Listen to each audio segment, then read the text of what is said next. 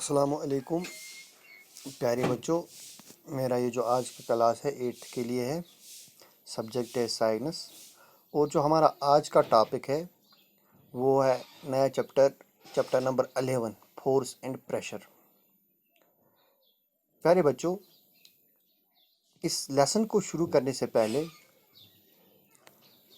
हम यहाँ पे एक चीज़ ज़रूर समझने की कोशिश करेंगे। वो ये है कि ये जो फोर्स एंड प्रेशर है, इससे पहले जो हमने लेसन पढ़ा है वो बायोलॉजी पोर्शन से था। लेकिन जो आज का ये लेसन है फोर्स एंड प्रेशर, ये लेसन हमारी फिज़िक्स पोर्शन से है। और यहाँ पे हमें फोर्स और प्रेशर के बारे में जानकारी हासिल करनी है।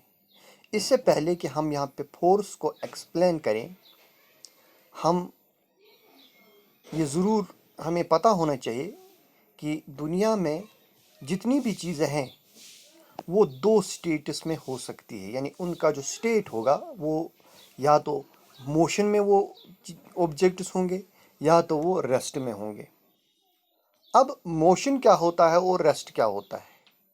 मोशन का मतलब होता है जब कोई भी बॉडी अपनी पोजीशन चेंज करता है विद रिस्पेक्ट टू टाइम, तो उस चीज़ को हम कहते हैं, उस स्टेट को हम कहते हैं मोशन।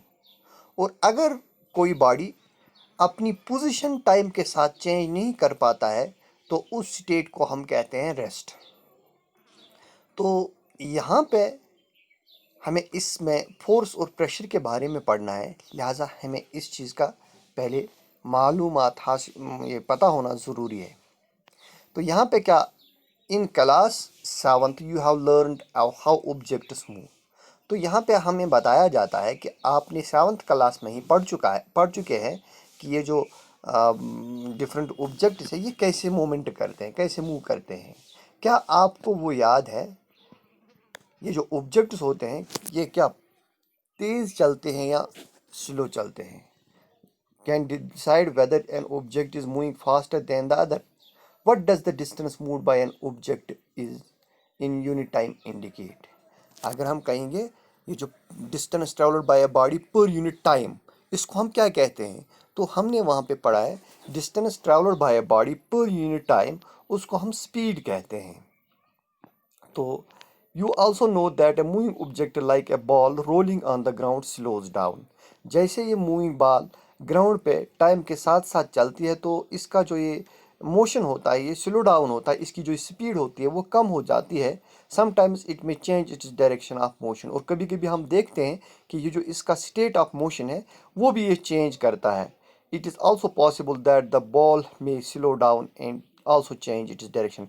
कभी हमें दोनों सिचुएशंस का मुकाबला करना पड़ता है, यानी टाइम के साथ साथ ये बॉल एक तो अपनी स्पीड भी चेंज करती है, दूसरी जो टाइम के साथ साथ चेंज आती है इसमें वो है डायरेक्शन, यानी डायरेक्शन भी इसकी चेंज होती है। दोनों possibilities at the same time हो सकती है।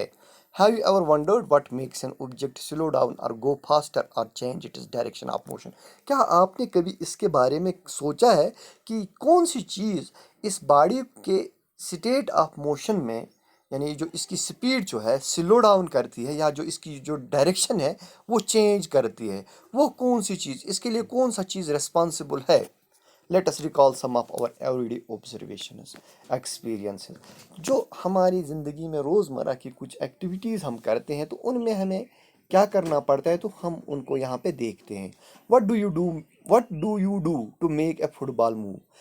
जब हमारे पास फुटबॉल होता है तो उस फुटबॉल को मूव करने के लिए हमको क्या करना पड़ता है? What do you do to make a moving ball move faster. और अगर हमारे पास कोई बॉल स्लो मोशन में चलती है तो उसको तेज भगाने के लिए हमें क्या करना पड़ता है? A hockey player changes the direction of the moving ball with the flick of the stick। ये जो हॉकी प्लेयर है ये जो अपनी इस हॉकी बॉल की डायरेक्शन कैसे चेंज करता है अपनी इस स्टिक से। How do fielders stop a ball hit by batsman. और ये जो फील्डर्स होते हैं ये इस बैट्समैन की बॉल को कैसे स्टॉप करते हैं? In all these situations, the ball is either made to move faster or slow, or its direction of motion is changed. इन तमाम situations में क्या करना पड़ता है, ये जो बॉल होती है या तो हमें इसको तेज भगाना पड़ता है, या ये बॉल को स्लो डाउन करना पड़ता है, या जो इसकी जो डायरेक्शन ऑफ मोशन है वो चेंज होती है। इन तमाम चीज़ों में हमने यही देखा, इन तमाम एक्सपीरियंस में। We often say that a force has been applied on a ball when it is kicked. तो हम ये हमेशा कहते हैं कि जब इस बॉडी पे हमने फोर्स अप्लाई किया, जब इस बॉल पे हमने फोर्स अप्लाई किया, यानी जब हमने इस बॉल को किक किया, उस किक की वजह से ये जो बॉल है ये अब मूव करने लगी। यानी सिंपली हम कहेंगे कि इसको हमने पुश किया, थ्रो किया या फ्लिक किया। What is a force? अब हमें इन तमाम चीज़ों को जहन में रख के यहाँ पे इस फोर्स को डिफाइन करना है। What can it do two bodies on which it is applied, और इस फोर्स की वजह से क्या होता है इन बॉडीज पे जिस पे ये अप्लाई होता है। We shall seek answers to such questions in this chapter.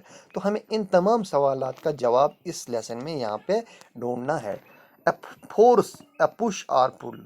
तो यहाँ पे टॉपिक का नाम ही दिया है फोर्स। फोर्स क्या होता है? अ पुश और पुल। यानी फोर्स को हम सिंपली यहाँ पे इसने डिफाइन किया, अ पुश और पुल।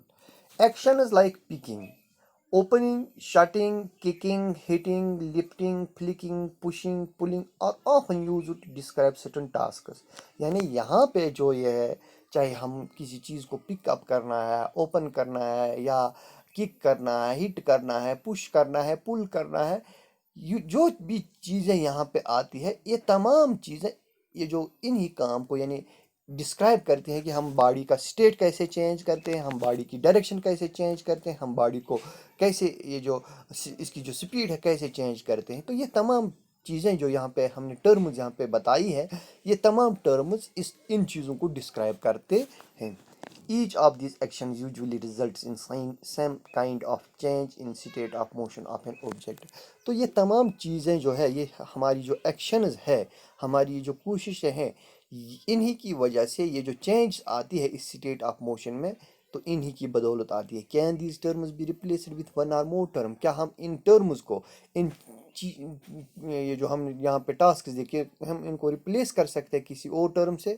Let us find out. तो हम यहाँ पे उन्हीं को देखेंगे। तो हमारे यहाँ पे एक टेबल भी दिया हुआ है। Table 11 gives some examples of familiar situations involving motion of objects। you can add more।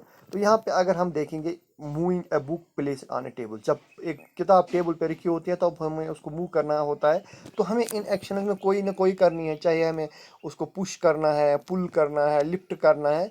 तो ये तमाम चीज़ें फोर्स को ही डिस्क्राइब करती। इसी तरह ओपनिंग और शटिंग ए डोर, या drawing a bucket of water from a well, a football player taking a penalty kick, a cricket ball hit by a batsman, moving a loaded cart, opening a dry।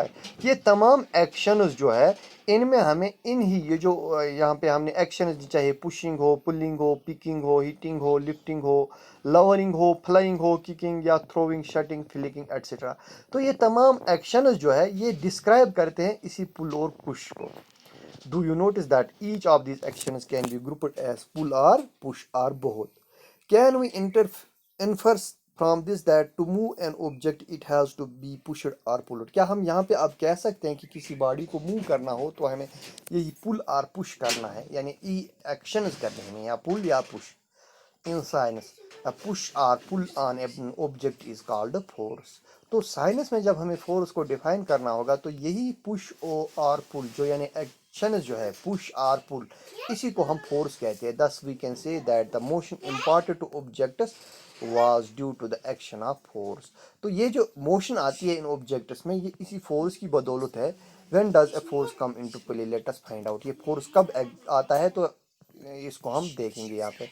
तो बेटा simply हम यहाँ पे कहेंगे, ये जो force होता है, force it is an influence which tends to change the state। यानी सिंपली हम कहेंगे फोर्स इट इज अ पुल और पुश ऑन ए बॉडी, पुल और push on a body which tends to change the state of a body, which tends to change the direction of a body, which tends to change the speed of a body।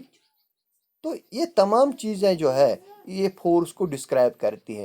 ये जो force होता है, force एक vector quantity है, यानी physical quantities हमारे पास दो किस्म की होती है। एक होता है स्केलर क्वांटिटी और एक होता है वेक्टर क्वांटिटी। स्केलर क्वांटिटी वो क्वांटिटी होती है जिसमें सिर्फ मैग्नीट्यूड यानी साइज होता है, और वेक्टर क्वांटिटी वो क्वांटिटी होती है जिसमें दोनों होते हैं, both magnitude as well as size. मिसाल के तौर पे हमें फोर्स अप्लाई करना है दरवाजे को बंद करने के लिए, तो हम कहते हैं कि हमने 5 न्यूटन फोर्स अप्लाई किया। अब 5 न्यूटन जो है ये मैग्नीट्यूड बन गया, साइज बन गया, लेकिन अब डायरेक्शन, ये जब हमने दरवाज़ा बंद करना है तो ओब्वियसली हमें यहाँ पे